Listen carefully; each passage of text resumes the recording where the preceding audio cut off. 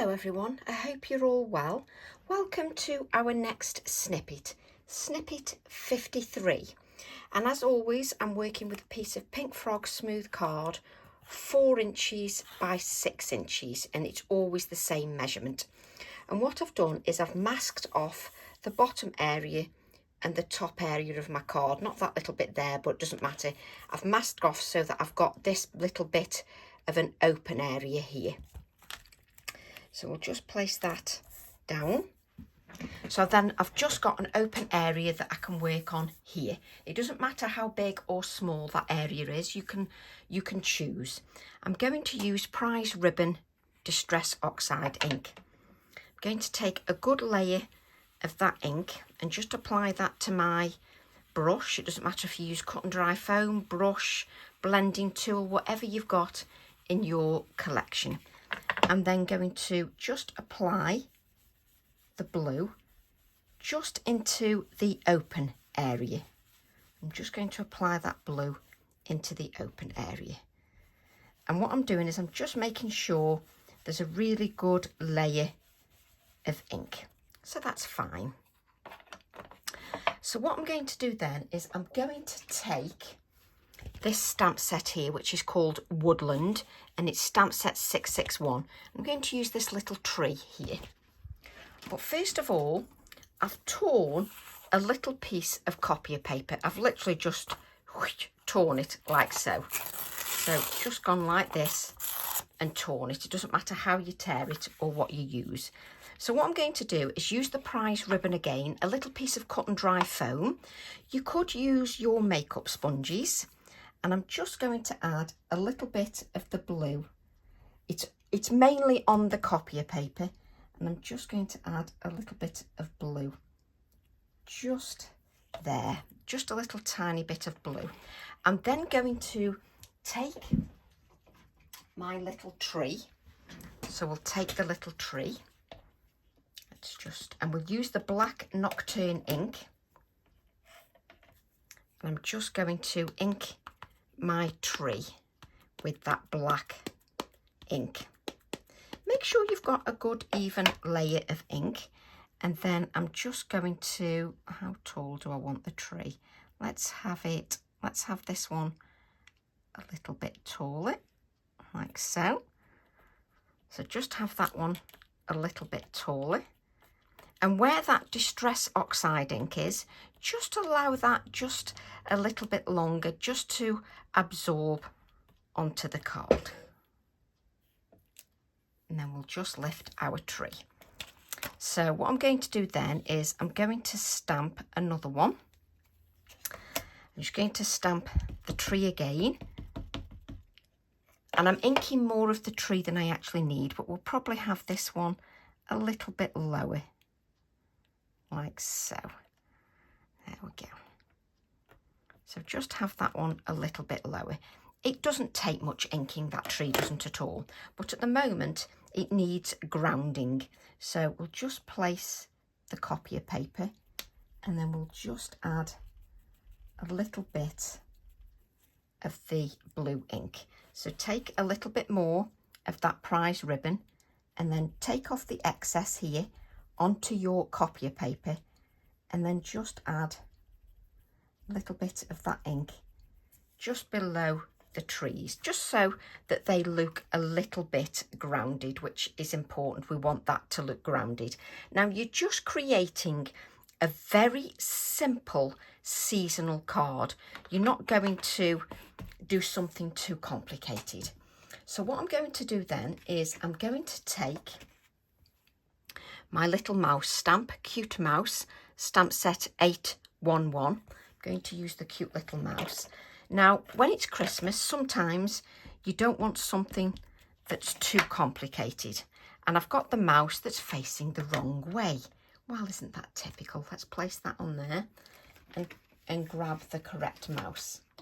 I knew I'd grab the wrong mouse facing the way I didn't want it. There we go. So I'll just make sure that my fingers are clean because I've picked that stamp up. So let's try again. So we'll take the little mouse, and then we'll just have with a H, our little mouse just here. And I'm just stamping that into the white area, and I'm just going to allow that ink just to soak into the card. There we go. I'll then remove my copier paper. This is not copier paper. I'll remove my low tack tape. Oh dear, my poor brain cells. I'll remove the low tack tape. My poor brain cells aren't working. So we're just removing that low tack tape. So now I removed that first just to see if I could see where the little mouse was. And then I'm going to take a little bit of the cotton dry foam again and just add a little bit using the ink that's on there just to ground my mouse a little bit. We want him grounded. Let's just have that there. There we go. You can reuse those pieces of low tack tape if you wish. And let's just clear our non-stick craft sheet. There's always a little bit of debris on there. So what I'm going to do then, let's just grab that. I'm just going to grab my fan brush, and first of all, I'm just going to take a little bit of moisture here, add a little bit of water, pick up that water, and then I'm just going to flick that onto my background, just where that ink is. Doesn't matter if it goes past the ink, but you want it to land on the ink because that will bleach out. And just add a little bit of detail for us. So we'll just wipe that up. And then what I'm going to do, I'm just going to let that do its own thing. And then I'm going to take a little bit of bleed proof white Dr. P.H. Martin's. You can use some opaque white if you wish. I'll just grab a little fine brush just to pick up some of this. You can put this into a paint palette and reactivate. This is going to last me the next 50 years, so I don't bother. So I'm just going to add a little bit of water to that just to make it a little bit more fluid. And because this is bleed proof, it means that I won't pick up that blue. It will stay nice and white for me. So I'm just adding that white. So this will stay nice and white. That's the idea of it. It won't pick up the blue ink because that blue ink is reactive to moisture. This is obviously has moisture, so it won't pick up that blue. So I'm just adding a little bit.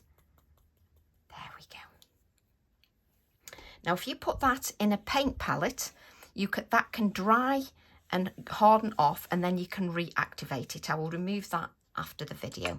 So you can reactivate that. Now you can dry that if you wish before you do any other steps.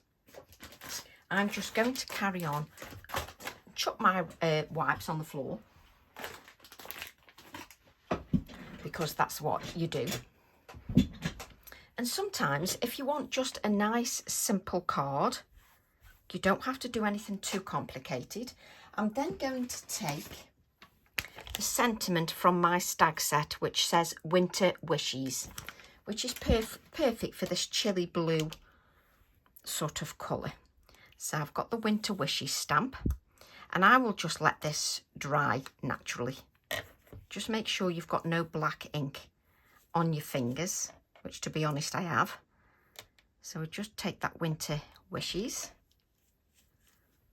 and I'll ink that with the black ink once again. I'm just going to turn that over to make sure that doesn't fall off. So where do I want the Winter Wishes? So we'll add the Winter Wishes just here. Now you don't need to press this sentiment too hard. You just need to make sure that the ink just absorbs into the card, and just so that you can see the Winter Wishes. So let me just grab my gel pen. Now, it's always best if you just let the ink dry. If you try to work on something that's still wet, it's not going to work. So I'm just going to add a little bit of sort of white touches to my little mouse as well. There we go. And then I'm just going to add some little touches of white to my tree as well. Obviously you will see that more where you've got the blue ink. So just adding some little touches to that as well. If you just lift that up, you can see it's a nice, simple little card.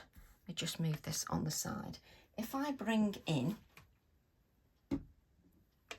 my black book, so this is my journal, there is Snippet 52. If I bring in the black, you can see the minute you put it against that black, you have that lovely sort of midnight feel to it, which is lovely. And what I'll do is when we do, so this is Snippet 53, this one that we're just doing now, and when I do the next snippet, I'll show you how you can change this style a little bit more up into another level and just add a little bit more detail moving away from this. So I shall show you how to do that in the next snippet. But if you then added this to a blue mat and then added that to your card front, you would then have a beautiful card front and a nice simple card to take with you to a friend, or if there's somebody that you're visiting unexpectedly at Christmas, then this is the ideal card for you. So this is going to be in my snippet album, but you could have it as a card. So I'm just adding a little bit more of that blue ink that's on my cut and dry foam. I'm not adding any more ink, and I'm just adding a little bit of blue ink to there. And then the other thing I'm going to do is, it's not quite white enough, so I'm going to take a few more splatters.